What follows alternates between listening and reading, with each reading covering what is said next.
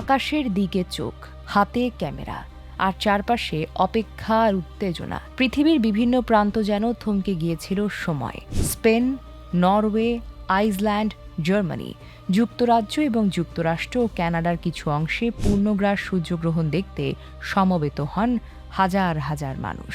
মহাজাগতিক এই বিরল দৃশ্য দেখতে অনেকেই ঘন্টার পর ঘন্টা অপেক্ষা করেছেন। কেউ ছুটেছেন সমুদ্রের তীরে, কেউ বা পাহাড়ের চূড়ায়, আবার কেউ বেছে নিয়েছেন খোলা প্রান্তর। তবু শুধু এক ঝলক পূর্ণগ্রাস সূর্যকে দেখার আশায়। সূর্যগ্রহণের মুহূর্ত যখন ঘনিয়ে আসে, তখনই বদলে যেতে শুরু করে চারপাশের পরিবেশ।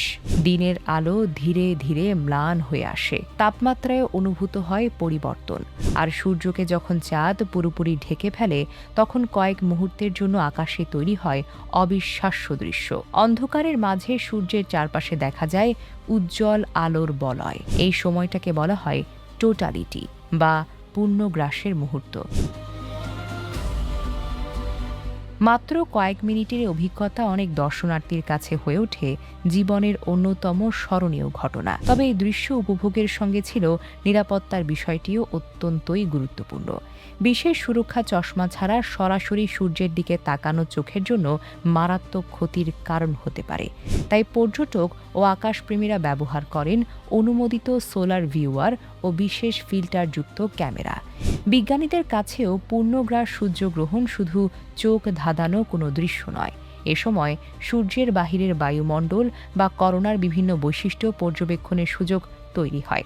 ফলে পৃথিবীর সাধারণ মানুষ থেকে শুরু করে জ্যোতির্বিজ্ঞানী সবার কাছে এমন একটি ঘটনা হয়ে ওঠে বিশেষ আকর্ষণের। পৃথিবীর এক প্রান্ত থেকে আরেক প্রান্তে হাজার হাজার মানুষ শুধু কয়েক মিনিটের এই অন্ধকার দেখতেই পাড়ি দিয়েছেন দীর্ঘ পথ।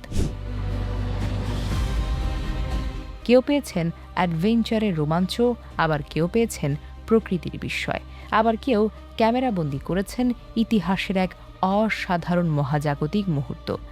আকাশের এই নাটকীয় দৃশ্য শেষ হওয়ার পর আবার ফিরে আসে দিনের স্বাভাবিক আলো।